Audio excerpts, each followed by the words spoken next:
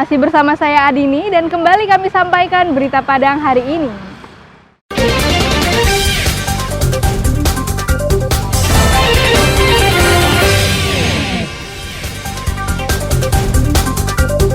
Dinas Perhubungan kewalahan mengatur lalu lintas di Jalan Pasaraya Padang. Badan Penanggulangan Bencana Daerah Kabupaten Agam memasang petunjuk jalur evakuasi.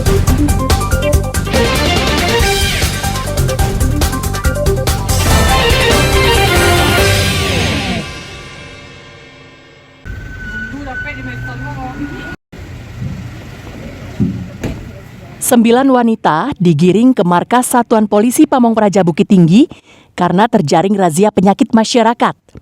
Razia yang digelar tim Satuan Kerja Keamanan Ketertiban Kota menyasar sejumlah tempat karaoke dan hotel. Saat ditangkap, 2 orang diantaranya meronta dan menolak untuk dibawa ke kantor Satpol PP. Wanita tersebut protes tak terima dirinya ditangkap petugas karena hanya duduk bersama sejumlah teman pria di salah satu kafe dan tempat karaoke di kawasan Kampung Cina Bukit Tinggi. Sempat terjadi adu mulut antara petugas dan kedua wanita tersebut hingga akhirnya Pol PP Cantik menggiring mereka ke mobil Dalmas untuk dibawa ke markas Satpol PP. Razia pekat yang digelar tim SK4 menangkap 9 wanita di 4 lokasi karaoke dan sebuah hotel. Mereka dinilai melanggar peraturan daerah nomor 3 tahun 2015 tentang ketentraman dan ketertiban umum. Operasi pekat kita malam ini tertangkap 9 orang pada 4 tempat.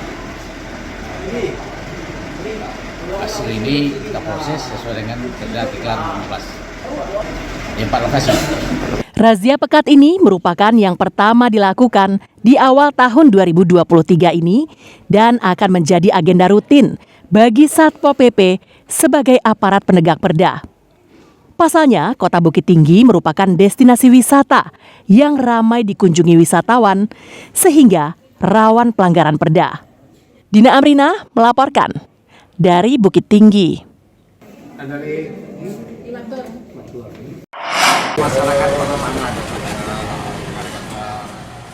Polsek Koto Tangah akan ditambah dengan subsektor Polsek dan menambahkan personel di kawasan Koto Tangah, Kota Padang. Hal itu disampaikan Jenderal Bintang 2 ini saat acara Jumat Curhat yang digelar di Masjid Raya Balai Gadang Jumat pekan lalu. Kecamatan terbesar di Kota Padang ini dihuni lebih dari 137.000 jiwa dengan luas wilayah 232 km persegi.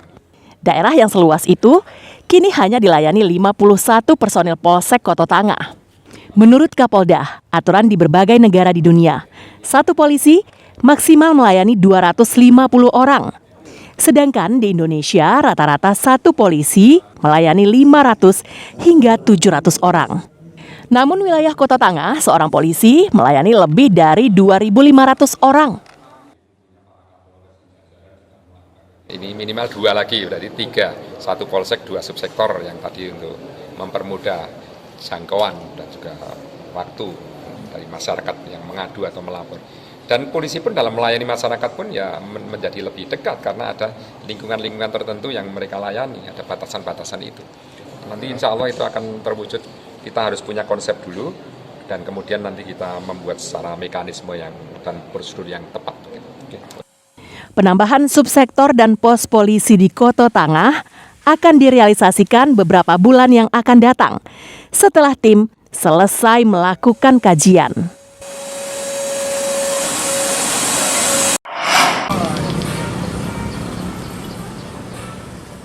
Guna mengurai kemacetan yang kerap terjadi di Simpang Mulia, Pertigaan Pasaraya Padang, Dinas Perhubungan dan Polisi Lalu Lintas mulai merekayasa lalu lintas di lokasi tersebut, berupa pemisahan jalur antara angkutan umum dan kendaraan pribadi.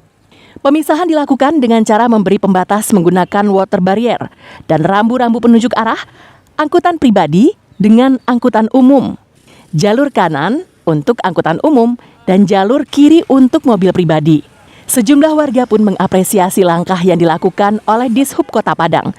Namun masih ada sejumlah angkutan umum yang membandel, menerobos jalur angkutan umum yang seharusnya digunakan untuk jalur angkutan pribadi. Yang ini kan untuk umum, yang satu untuk pribadi. Harusnya untuk umum ya untuk umum, untuk pribadi ya untuk pribadi. Apalagi kalau jalur angkut Lububaya kan nggak lewat sini. Kenapa dimasukin juga? Iya, tuh. Ya kalau saya sebagai warga tegakkanlah hukum itu betul-betul tegak gitu. Ya, jalurnya. Dari aparat ketegasannya, Pak. Jadi kalau aparatnya tidak tegas, ya akhirnya kayak gini juga.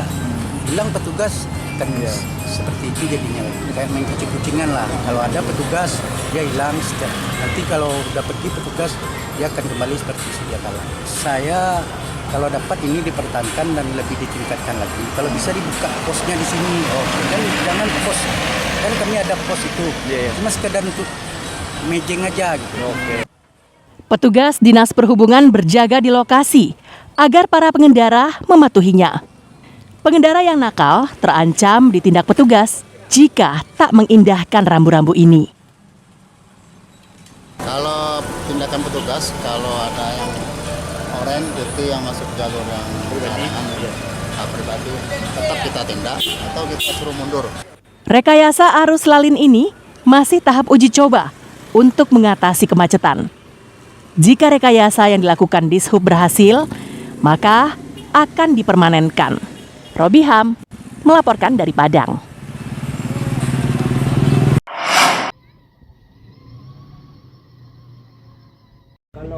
Guna mengantisipasi hal yang tidak diinginkan akibat meningkatnya aktivitas Gunung Marapi, Badan Penanggulangan Bencana Daerah Kabupaten Agam memasang rambu evakuasi di sejumlah titik di Kecamatan Canduang. Lebih dari 50 titik di kawasan lereng gunung tersebut dipasangi petunjuk arah. Rambu ini dipasang mulai dari daerah Cumantiang, Nagari Bukit Batabuah, Tabek Gadang, Dusun Lubuak Jorong Gobah, hingga Nagari Lasi. Hari ini kegiatan yang kita laksanakan itu untuk yang pertama pemantauan ya, dengan adanya erupsi gunung api. Kemudian kami sambil mensurvei dan memasang rambu-rambu jalur evakuasi gunung api. Menurut Camat Canduang, hingga kini belum ada laporan warga terkait hujan abu dari semburan erupsi Gunung Marapi. Jikapun ada, warga beranggapan abu vulkanik bisa menyuburkan tanaman. Namun demikian, warga di sekitar gunung tetap waspada dan melakukan aktivitas seperti biasa. Tentang laporan masyarakat, alhamdulillah wilayah kami di Kecamatan Canduang hingga saat ini masih aman-aman karena angin selalu bertiup dari arah barat ke timur, sehingganya hujan abu vulkanik itu turunnya ke wilayah tanah datar. Namun masyarakat masih menganggap hal ini hal biasa. Karena pemasangan rambu petunjuk jalur evakuasi akan dipasang di sejumlah lokasi lain yang berada di kawasan Gunung Marapi. Hingga kini, Marapi telah erupsi 258 kali. Dina Amrina melaporkan dari Kabupaten Agam.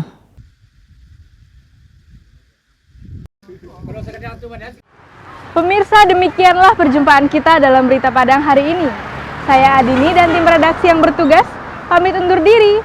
Selamat beraktivitas dan sampai jumpa.